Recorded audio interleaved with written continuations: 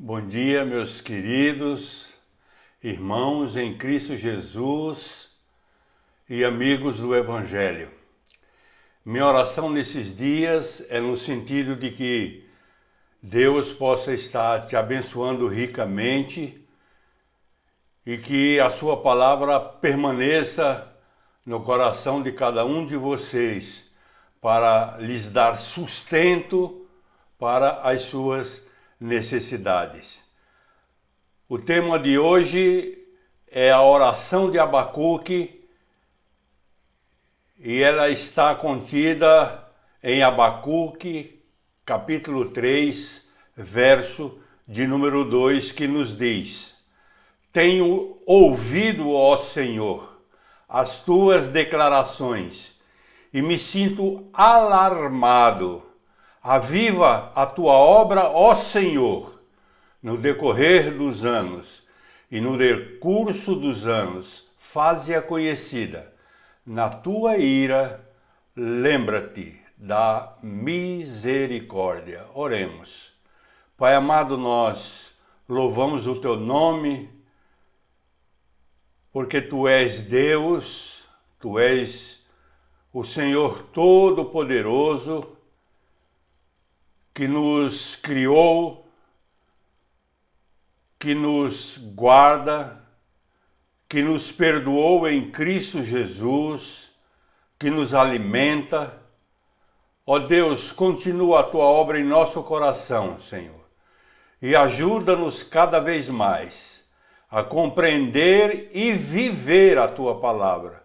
Em o nome de Jesus, amém. Queridos, esse versículo que acabamos de ler, ele pode ser parafraseado assim: Ó Senhor, ouvi a tua fama e me dobrei em reverência para te adorar. Ó Senhor, as tuas obras de antigamente no meio destes anos de aflição, no meio destes anos de dor, demonstram o teu poder na ira. Lembra-te da misericórdia. Após ouvir as declarações de Deus sobre sua ira contra o seu povo, olhando as circunstâncias que o cercava, o profeta se sente alarmado e, em alto e bom som, suplica ao Senhor por suas misericórdias, pois tinha o desejo de ver um avivamento no meio do povo. Creio, amados, que nas circunstâncias de hoje deveríamos pensar da mesma forma. Nosso anseio deveria ser de temor, pois sabemos e conhecemos o que a palavra fala sobre a ira de Deus. E além da mudança pessoal, deveríamos suplicar a Deus por um avivamento no coração de cada um de nós. A igreja, que somos nós, deveria pregar com fidelidade, ensinar com autoridade e cantar louvores a Deus com muito fervor. Queridos, a fé vê o invisível, porque ela caminha no meio da escuridão das circunstâncias, porém guiada pela luz da verdade, onde os olhos da fé estão postos nas promessas fiéis e daquele que não falha. E ainda que as circunstâncias sejam desfavoráveis, ainda que a oposição seja sem trégua, deveríamos ensaiar, ou melhor dizendo, ansiar e trabalhar por uma igreja onde a doutrina nos levará ao fervor, onde cada um de nós, servos de Deus, vestiríamos a túnica da santidade para termos um grande avivamento.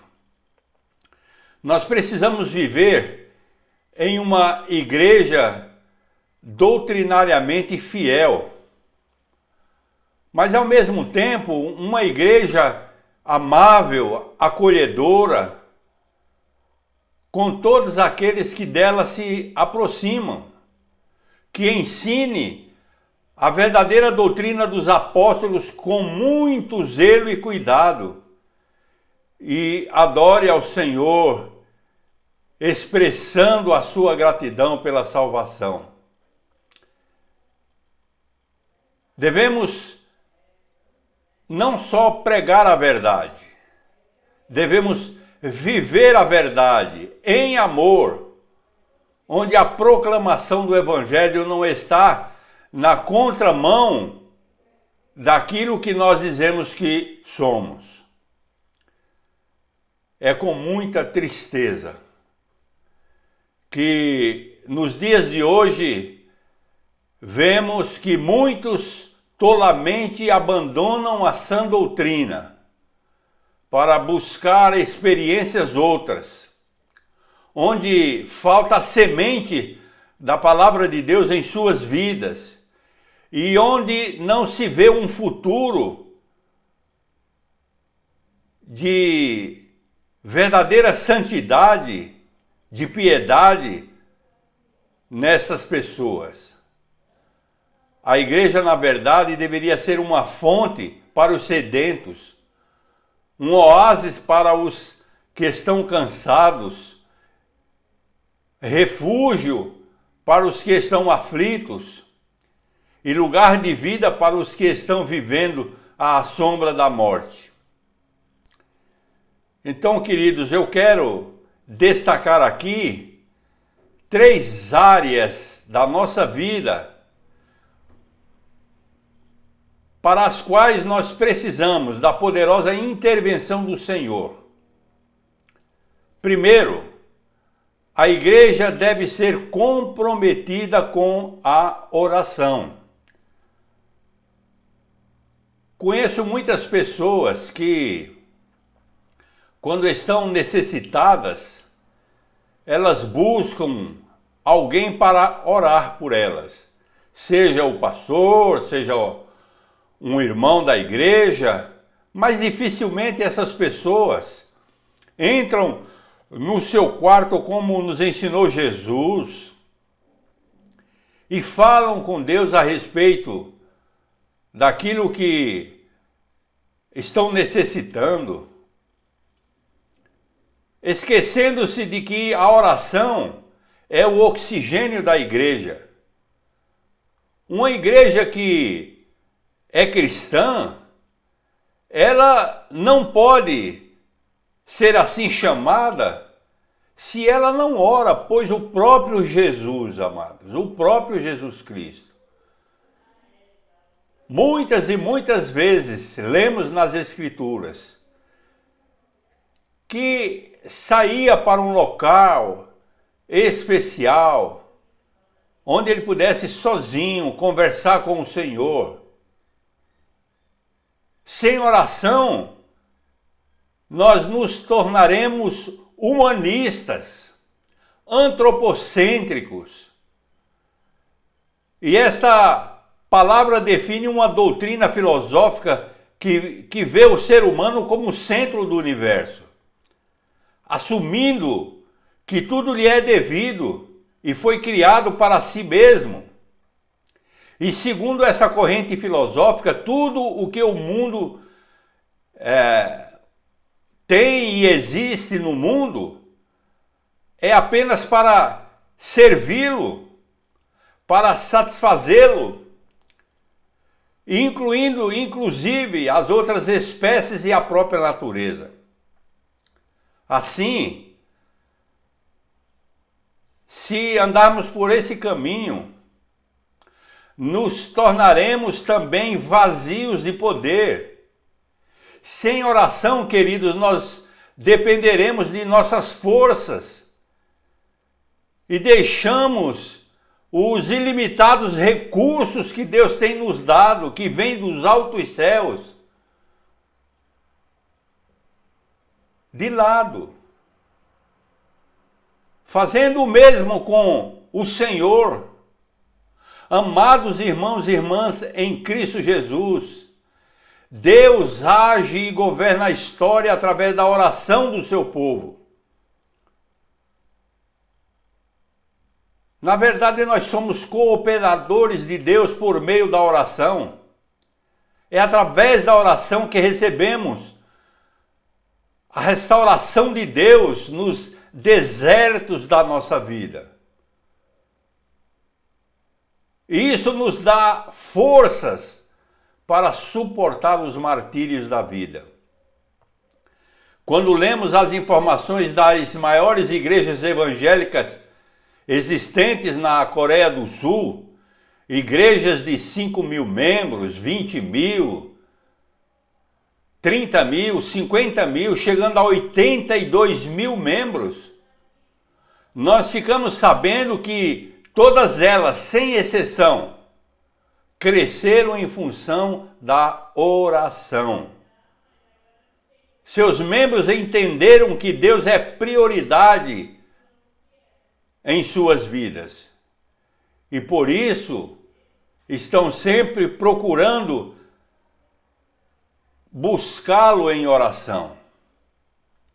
Queridos e amados do Senhor, uma igreja que ora deseja mais a presença de Deus do que suas bênçãos, ainda que delas necessitemos. E eu gostaria que essa igreja fosse você. Segundo, a igreja deve ser comprometida com a palavra. A palavra de Deus é a nossa base. É a base de uma igreja fiel, conhecedora da palavra, fervorosa, amorosa. Os apóstolos se consagraram à oração e a palavra é como lemos no Evangelho, nos Evangelhos. Eles não se distraíram com outros afazeres, com outras atividades. Queridos, notamos muitas vezes que os convertidos também perseveravam na doutrina dos apóstolos e nas orações. Lemos muito essas passagens na Bíblia. O crescimento da igreja e o crescimento na palavra eram sinônimos um do outro. Atos 2:42, 46a e 47 nos ensina. E perseveravam na doutrina dos apóstolos, e na comunhão, no partir do pão e nas orações. Diariamente perseveravam unânimes no templo, louvando a Deus, e cantando e louvando com a simpatia de todo o povo. Enquanto isso, ou seja, enquanto essas coisas aconteciam, acrescentava-lhes o Senhor, dia a dia, os que iam sendo salvos. Ah, meus amados, há uma grande necessidade, uma necessidade urgente de as igrejas voltarem às Escrituras. E lembre-se, a igreja é você, somos nós. Os púlpitos também devem ser comprometidos com a exposição das Escrituras. E é fundamental que sejamos nutridos com o trigo da verdade e não com a palha das doutrinas humanas. A igreja deve crescer na palavra. Porém, em muitas das igrejas de hoje, as pessoas as enchem com sua presença, mas se sentem vazias da palavra de Deus. Porque muitas igrejas pregam o que o povo quer ouvir e não o que precisa ouvir. vemos pregadores entretendo o povo e sem pregar a palavra para levá-las ao arrependimento. Outros que só visam o lucro, mais inclusive de que a conversão das pessoas. Queridos, precisamos como igreja nos direcionar e ter em mente que devemos nos comprometer com a palavra de Deus, lembrando sempre que eu e você somos a igreja. Terceiro ponto é que a igreja deve ser comprometida com a santidade. Uma igreja que ora, que se alimenta da palavra, ela evidencia o caráter de Cristo. E isso através da sua própria vida. Não basta sermos uma igreja com um rótulo, igreja evangélica. Na verdade, a igreja precisa ser santa, ou seja, separada do mundo, próxima de Deus. Ela precisa ser cheia do Espírito Santo. Ela precisa ser pura no seu viver. Ela precisa ter uma conduta amável, irrepreensível. Ela precisa esbanjar o amor de Deus. Porque se somos verdadeiros, o amor de Deus está em nossos corações. E é muito triste observar, ao mesmo tempo que vemos uma explosão muito grande de igrejas evangélicas no Brasil,